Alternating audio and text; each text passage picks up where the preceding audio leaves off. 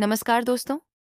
आज मैं उत्तर प्रदेश के गाजीपुर जिले के एक छोटे से गांव ढोंढा रामपुर में हूँ। आज सुबह मैं अपने भाई के साथ गांव के प्रसिद्ध देवी मां के मंदिर में दर्शन करने गया। लेकिन मंदिर जाने से पहले मेरे मन में एक सवाल था। आखिर इस मंदिर की ऐसी क्या मान्यता है कि गांव का हर व्यक्ति यहाँ इतनी श्रद्धा के साथ आता है? इसी जिज्ञासा के साथ मैं गांव के अपने दोस्तों राज और अमन से मिलने पहुंचा। उन्होंने मुझे इस मंदिर से जुड़ी कई छोटी-छोटी लेकिन बेहद रोचक बातें बताईं। राज ने बताया कि गांव के लोग इस स्थान को सिर्फ एक मंदिर नहीं, बल्कि अपनी आस्था और विश्वास का केंद्र मानते हैं। हर परिवार की देवी मां से जुड़ी अपनी-अपनी कहानी है। किसी की मनोकामना पूरी हुई, किसी के वर्षों से रुके हुए काम बन गए, तो किसी के जीवन की मुश्किलें देवी मां की कृपा से दूर हो गईं। राज्य के पिताजी ने भी बताया कि देवी मां का आशीर्वाद हमेशा उनके परिवार पर बना रहा है। उनके जीवन में जो कई बड़े काम लंबे समय से रुके हुए थे, वे देवी मां की कृपा से पूरे हो गए।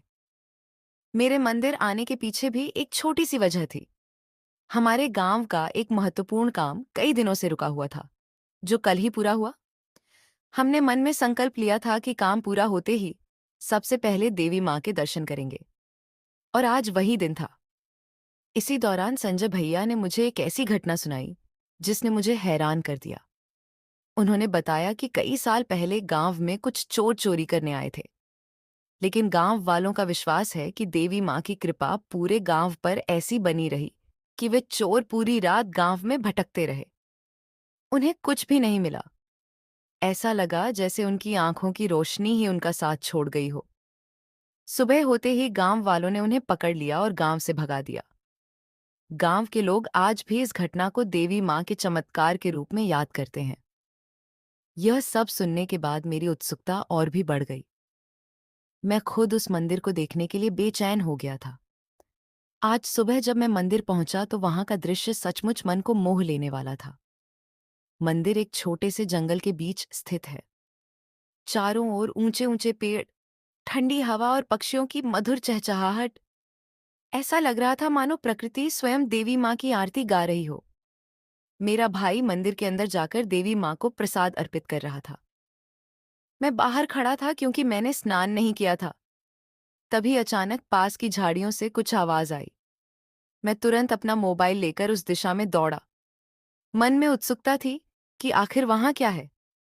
जैसे ही मैंने झाड़ियों के बीच देखा, मैं कुछ पल के लिए ठिठक गया। वहां एक बेहद खूबसूरत मोर बड़े आराम से टहल रहा था। मैंने अपने जीवन में पहली बार किसी मोर को इतनी नजदीक से देखा था। उसकी सुंदरता और शांति देखकर मैं मंत्रमुग्ध हो गया। मैंने उसकी कई तस्वीरें अपने मोबाइल में कैद कर लीं। मेरे लिए वह पल हमेशा यादगार रहेगा। दर्शन और पूजा के बाद हम सभी घर लौट आए। आज की इस यात्रा ने मुझे एक बात जरूर सिखाई कि आस्था केवल मंदिर की दीवारों में नहीं होती, बल्कि लोगों के विश्वास, उनके अनुभव और उस सकारात्मक ऊर्जा में होती है जिसे वे महसूस करते हैं। जब तक मैं वहां रहा, मुझे भी एक अलग तरह की शांति और अपनापन महसूस हुआ। अगर आपको मेरी यह यात्रा और कहानी पसंद आई हो, तो वीडियो को लाइक करें, चैनल को सब्सक्राइब करें और कमेंट में ज़रूर बताइए कि क्या आपने भी कभी किसी ऐसे मंदिर का अनुभव किया है, जहां आपको कोई अनोखी अनुभूति हुई हो। मिलते हैं फिर एक नई और रोचक कहानी के साथ। जय श्री राम। जय देवी माँ।